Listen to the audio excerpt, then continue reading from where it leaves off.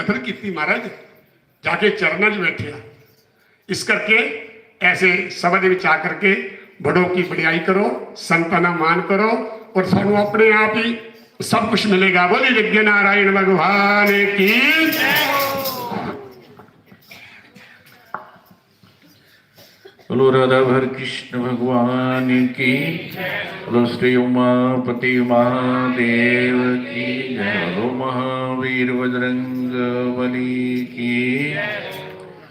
तो प्रभु प्रेमियों, बड़ा ही अच्छा कि सुदर्शन शर्मा जी ने भी आज दर्शन भी दिए और आनंद भी लगा दिया।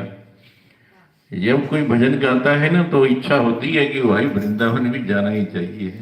साल की आपकी इच्छा होगी कि हमने तो अभी बंके बिहारी के दर्शन ही नहीं किए हैं, तो चलो आपको भी दर्शन हो जाएंगे। क्योंकि अगर आपकी ऐसी ही भावना, ऐसी सोच रहेगी तो भगवान अपने आप ही जीव को बुला लेते हैं। इसलिए मैं सुदर्शन जी को भी कहूँगा कि 2-3 दिन के लिए आप अगर ऐसे ही समय पर जहाँ पहुँच जाते हैं तो हमें आप ये भजनों के माध्यम से, क्योंकि हर इंसान जो है अपनी अपनी उसकी कुछ अलग ही वाणी में रस होता है और अलग अलग अनुभव होता है और इंसान की गुणों की पहचान होती है। इंसान कहीं भी चला जाए, अगर उसके अंदर कोई एक ऐसा परमात्मा के प्रति गुण होगा तो उसको सब जो है प्रणाम करते हैं। आप कहीं भी चले जाओ, हम लोग जाते हैं ना बड़ी दूर दूर तक, ऐसे हमने भी भ्रमण किया है, तो कहीं भी जा सकते हैं। जैसे संत लोग कहीं भी जाकर के अपना डेरा जमा लेते हैं, दुनिया वहां उनको पहचान लेती है। ऐसे तुम भी अपने घर में रहते हुए परमात्मा का भजन करते हो और ऐसे समय में यहाँ यहाँ कोई ऐसा आयोजन होता है, उसमें कुछ आप बढ़ चढ़ कर जो है अपने तन मन धन से अगर ऐसा जीवन में करते रहोगे तो बंधो जीव का कल्याण होता है। उनके रास्ते से जो कांटे होते हैं वो अपने आप परमात्मा देवता उसको दूर कर देता है। किसी को बोलने की जरूरत नहीं होती है।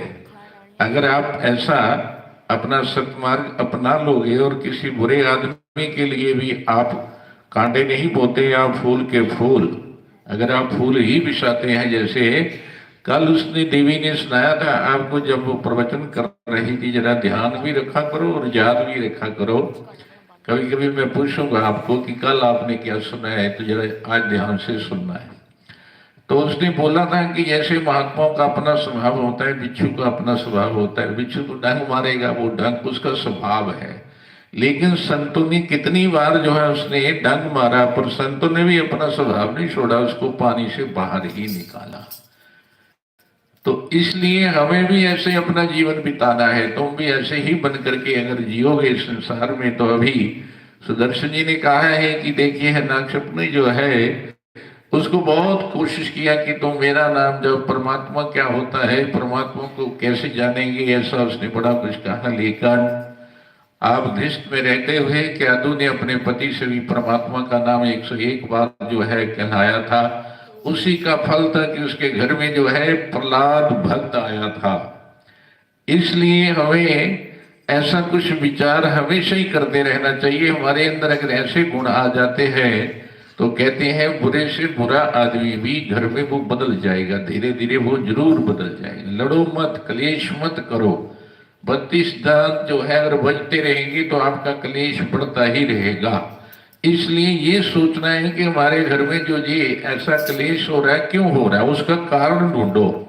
अगर मान लो आपकी मन ऐसा भी सोचो कि हम गरीब है, क्यों गरीब है, ये देखना है कि हमने कुछ पूर्व जन्म में कुछ ऐसा दान पुण्य किया होगा, इसलिए मानव शरीर तो मिला, पर हमें थोड़ी गरीबी है। वो गरीबी भी चली जाएगी क्योंकि आपका मन अमीर हो रहा है। जिसका मन अमीर होता है, अमीरों जैसा जीवन जिसका बन जाता है ना, वो अमीर ही है, वो कभी गरीब नहीं होता है। इसलिए अपने मन में परमात्मा के प्रति आपने ऐसा प्रेम करना है भगवान से, कहे जैसी भी स्थिति हो उसमें आपने परमात्मा के बन करके जीना है। बंधु, आपकी रुकावटें, आपके दुख जो है वो क्यों, इंसान कलयुग कलयुग कलयुग करता है।